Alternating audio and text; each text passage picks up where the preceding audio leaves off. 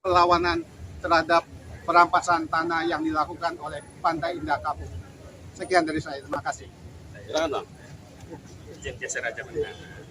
Baik, bismillahirrahmanirrahim. Assalamualaikum warahmatullahi wabarakatuh.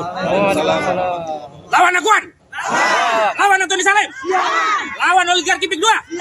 Lawan perampasan tanah. Lawan seluruh oligarki yang menyengsarakan rakyat di seluruh republik ini. Termasuk kita lawan bapak-bapak polisi yang dolim. Kenapa saya sebut bapak polisi dolim? Memaksakan menangkap klien kami Charlie Chandra. Padahal Charlie Chandra sudah dapat surat panggilan 1 sesuai mekanisme dan prosedur KUHP. Setelah panggilan 1 itu Pak Polisi, panggilan 2. Panggilan 1 pun harus dengan patut. Bukan dikirim tanggal 18, diterima tanggal 19, langsung diminta diperiksa dalam waktu tidak patut. Jadi berkas 3 lembar, nih loh berkasnya. 3 lembar dari jaksa ini konfirmasi kerja polisi yang kejar tayang, dan saya yakini bukan patut diduga ini melayani oligarki Aguan, melayani Pik 2. Jadi saya ingatkan kepada institusi kepolisian, kita sayang pada institusi kepolisian, jangan sampai hanya karena nama satu orang Aguan, institusi kepolisian rusak dan tidak lagi dianggap sebagai lembaga pengayom pelindung masyarakat. Kami butuh keadilan, dan salah satu pilar keadilan penegak hukum kita adalah institusi kepolisian. Itu yang pertama ingin saya sampaikan. Yang kedua, tentu saya berharap jika keadilan itu tidak diberikan oleh institusi kepolisian, kami berharap ada keadilan dari majelis hakim.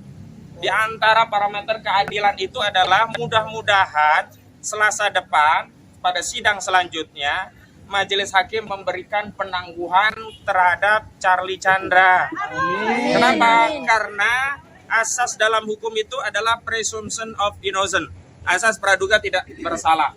Saudara Charlie Chandra meskipun statusnya terdakwa tidak boleh dianggap salah sebelum ada putusan pengadilan.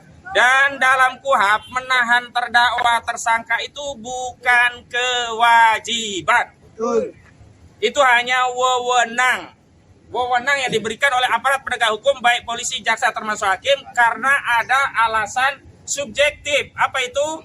Kekhawatiran terdakwa melarikan diri, menghilangkan barang bukti atau mengulangi tindak pidana lagi. Dan tadi kami sudah memberikan keyakinan kepada majelis hakim bahwa terdakwa tidak akan melarikan diri, menghilangkan barang bukti atau melakukan tindak pidana yang dituduhkan kalau itu benar. Kenapa? Karena sudah ada jaminan.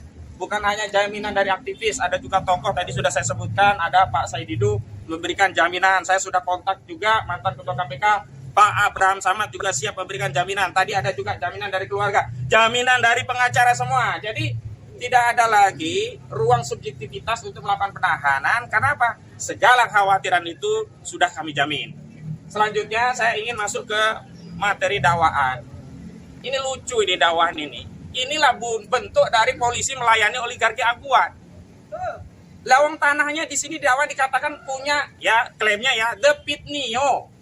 Lah kok yang melaporkan Bangun Mandiri Makmur.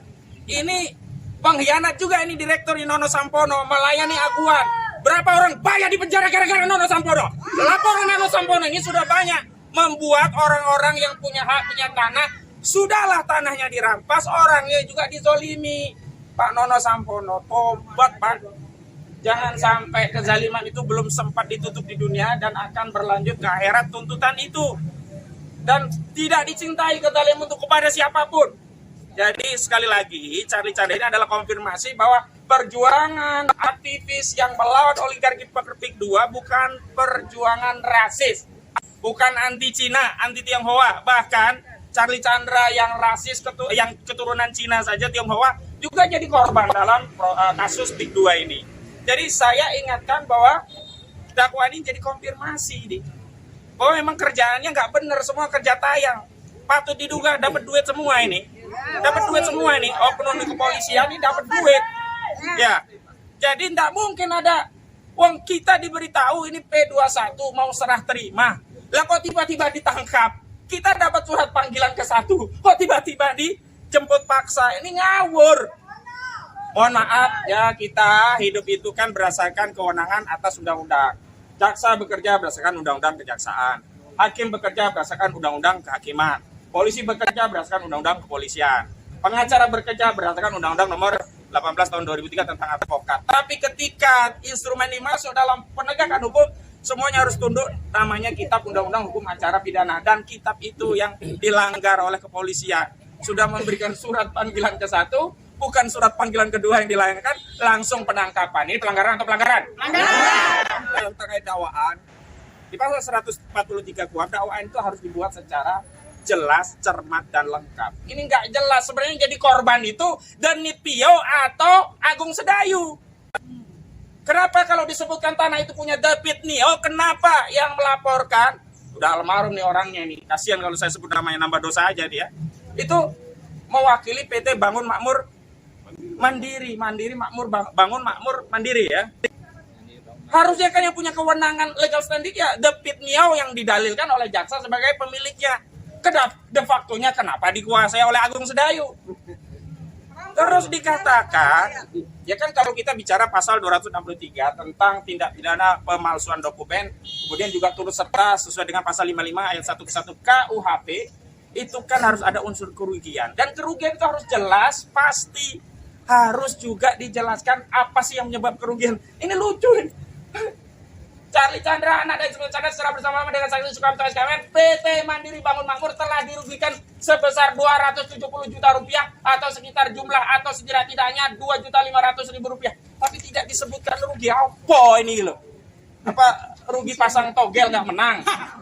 Atau rugi pesan apa itu nggak dapat pesanan secara de jure? Karena secara de jure PT Bangun Mandiri Makmur ini juga nggak pernah mengaku itu miliknya. Dia hanya mengelola.